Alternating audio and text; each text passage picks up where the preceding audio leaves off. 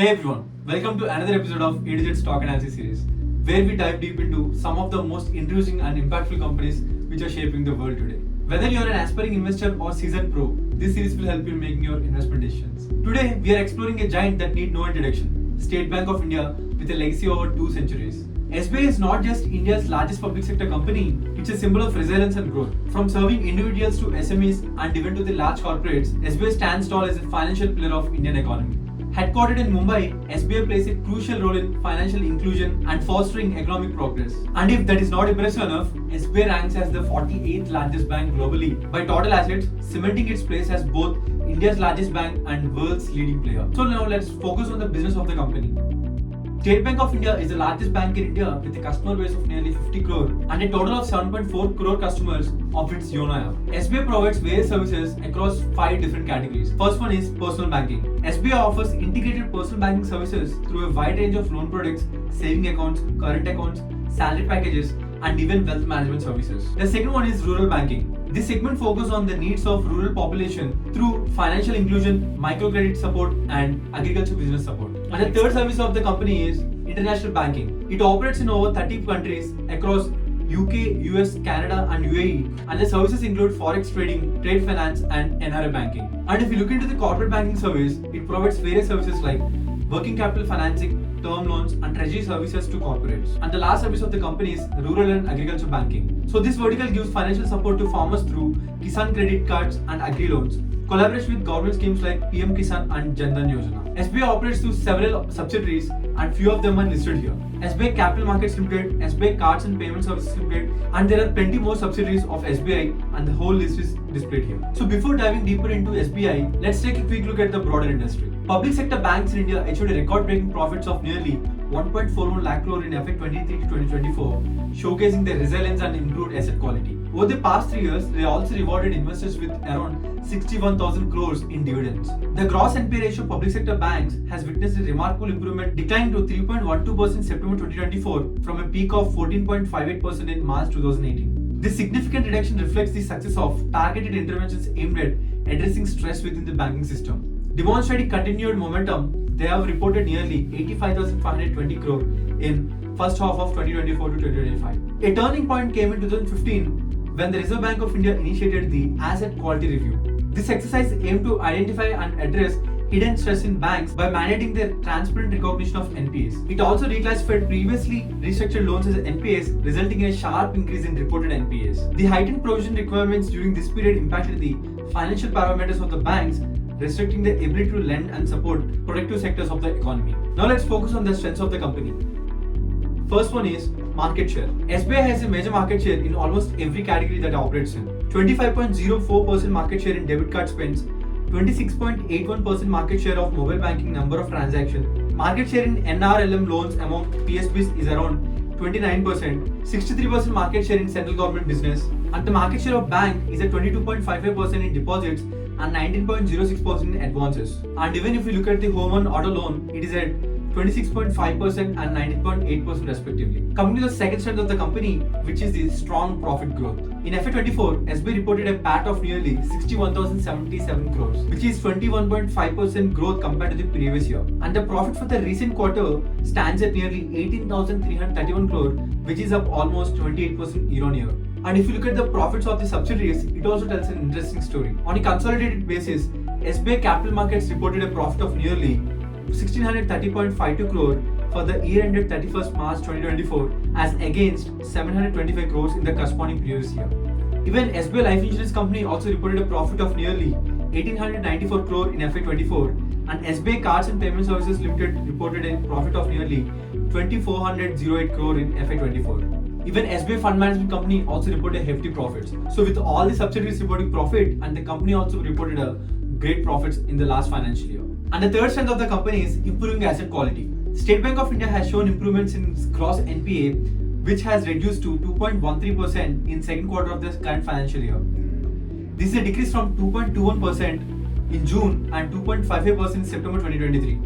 And even if you look at the net NPAs also, it declined from 0.53 to 0.53% from 0.57% in June 2024. So this shows the improvement of the asset quality of State Bank. And the fourth strength of the company is ownership and support by Government of India.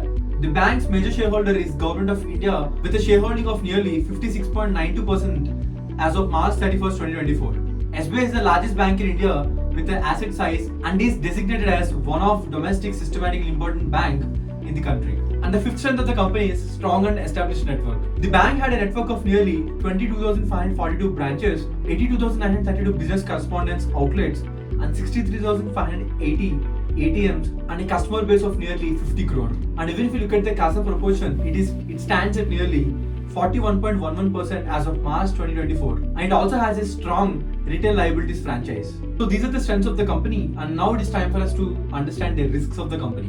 First one is contingent liabilities. The latest contingent liabilities as of March 31st, 2024 stands at nearly 23,97,595 crore as per the recent results. And the second risk of the company is interest rate risk. Interest rate risk arises when there is any change in the interest rate risk which will impact the profitability of the company. Particularly, it will impact the NIM. NIM stands for net interest margin. SBI long-term loans are often funded by the short-term deposits, so that change in interest rates will completely impact the financial performance of the company. And the third risk of the company is high loan exposure to corporates. State Bank of India has provided significant loans to Adani Group, one of the India's largest conglomerate, with businesses spanning around energy, infrastructure, ports, and mining. While exact loan figures might fluctuate, SBI is the largest lender to the Adani, and it nearly stands at 0.8% of the loan book of SBI. And according to the recent reports, SBI has the largest exposure to the Adani Group, which stands at nearly $4 billion according to the IIFL Securities, a brokerage. So these are the few risks of the company. But here is an interesting part that we need to discuss. Even though State Bank of India is having a larger balance sheet compared to HDFC, and even the customer base of SBI is also larger than HDFC. But the interesting point is, HDFC Bank is having the huge market cap compared to SBI. But do you know the reason behind it? So there are two main important reasons that we need to discuss. First one is asset quality and strategy. HDFC Bank has demonstrated strong asset quality over the years, maintaining low NPAs, which stands for non-performing assets. While SBI on the other hand, with higher NPAs, which raises concern among investors about potential credit risk and deteriorating asset quality. And the second reason is loan growth and risks. There is a concern that due to SBI's backing by government, it might continue to lend aggressively, especially in uncertain times, potentially leading to higher loan growth, and sometimes it will raise the risk of asset quality deterioration, which dampens the investor sentiment. But whereas HDFC has been more conservative in terms of loan disbursal and more secure and profitable segments, further adding to market attractiveness. So because of these reasons, HDFC is having huge market cap compared to SBI. Now let's look into the financials of the company.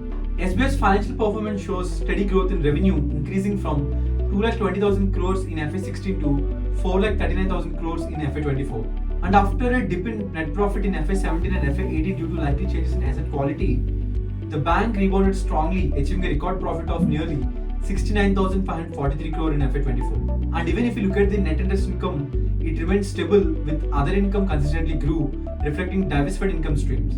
So before we move ahead, there is a little industry lingo that we need to understand. So let's talk about the slippages first. Now let's look into the slippages of the company. In banking, slippages refers to a loan that turned into NPA because the borrower doesn't pay any interest for more than 90 days. It's a measure of number of loans that turn into NPA or bad loans. The slippages of the bank in Q4 FY24 stands at 2,831 crores, whereas now it stands at 4,871 crores. Now let's focus on the EPS. The higher profitability resulted in the growth in the EPS. In Q2 FY24, the EPS was at 63.88, whereas now it stands at 81.49. Now let's look at the book value of the company.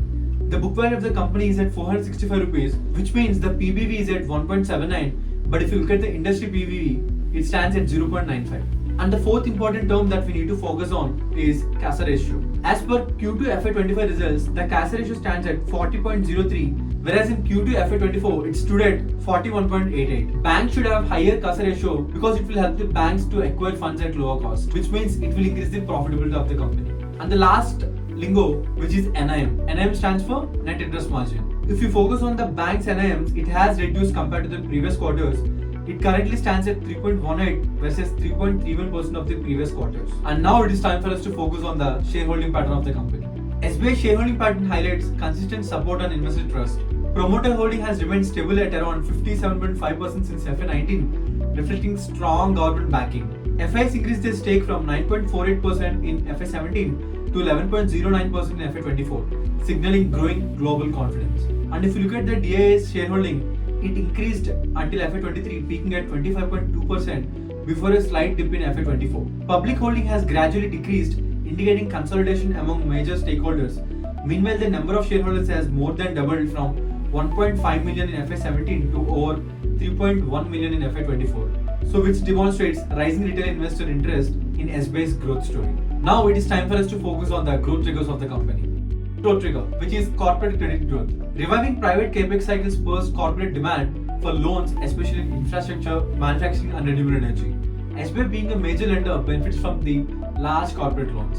And the second growth trigger of the company is Jan Dhan Yojana. The Jan Dhan Yojana Aadhaar Mobile Jam Trinity has played a transformational role in seamlessly delivering the earmarked benefits through DBT, which stands for Direct Benefit Transfer, to the targeted beneficiaries. In current year, there are nearly 68 crore DBT credits have been affected.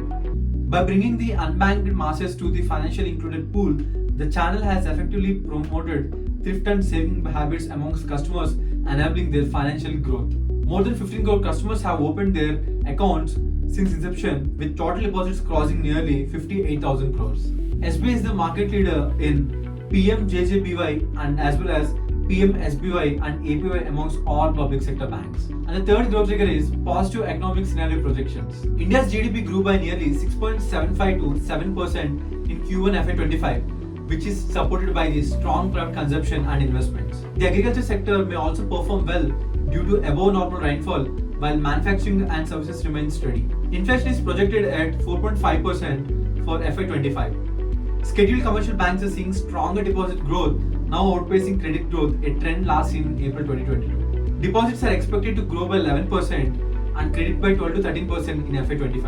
And RBI is maintaining comfortable liquidity through proactive market operations, supporting economic stability. So these are the few growth triggers of the company. Now it is time for us to understand the ESG section. And ESG stands for Environmental Social Governance. So let's start with environmental section. SBI has conducted plantation activities in the Kaveri Basin districts of Karnataka and Tamil Nadu, tying up with Isha Outreach, and also planted nearly 2 lakh trees in Dundigal district of Tamil Nadu, tying up with Gramium Trust to address the water crisis and to offer an economic solution with significant ecological benefits. And the next important initiative within the environmental section is Swachh Pakhwada. To observe Swachh Pakhwada campaign launched by the Government of India, the bank undertook various activities countrywide, which included cleanliness of surroundings, beach cleaning, distribution of jute bags, organizing no plastic campaigns, construction of toilets, etc. And the second section of the ESG is social. The company's CSR activities has benefited nearly 50 lakh people.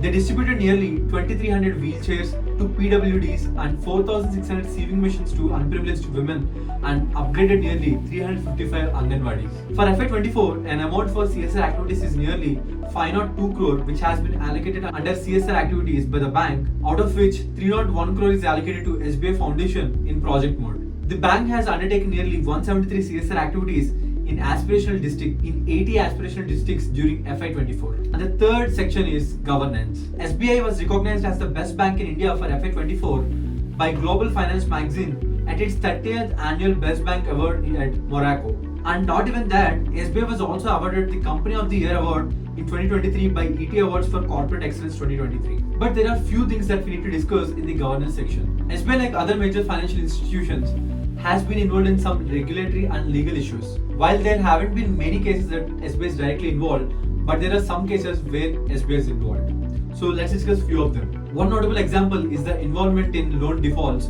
where several businesses failed to repay loans, leading to rise in NPAs. Some of these loans are flagged as fraudulent or misused. So out of which, first one is, for instance, cases related to businesses like Kingfisher Airlines and Nirav Modi's PNB scam indirectly affected SBI due to their exposure to these companies. And the second one is Panama Paper scam in 2016 revealed that some entities and individuals with links to SBI were involved in offshore accounts, but there were no direct charges against the bank. Even SBI is the largest lender to the corporate Adani Group. After the Hindenburg report, concerns were raised regarding the financial health of the Adani Group companies and their ability to repay loans, which in turn affected the perception of SBI's exposure to the group. The volatile stock price of Adani companies added to these concerns as they could impact the collateral and ability of the groups to service its debt. So this has raised the concern among the investors of the SBI as well, because SBI is one of the largest lender to the Adani Group. SBI is the largest bank in India with a growing customer base and as well as the profitability of the company. And the more interesting point is, the company is reducing its NPAs, which results in the growth in the asset quality of the company. However, the bank still faces challenges in maintaining and further declining its NPAs. It remains to be seen how this bank will improve its asset quality, profitability, and achieves better discipline in its lending patterns. And that's all for today, and we'll catch up in the next video. If you like this video, and if you're watching this series for the first time, please do like and subscribe. Thank you. Thank you for watching the video.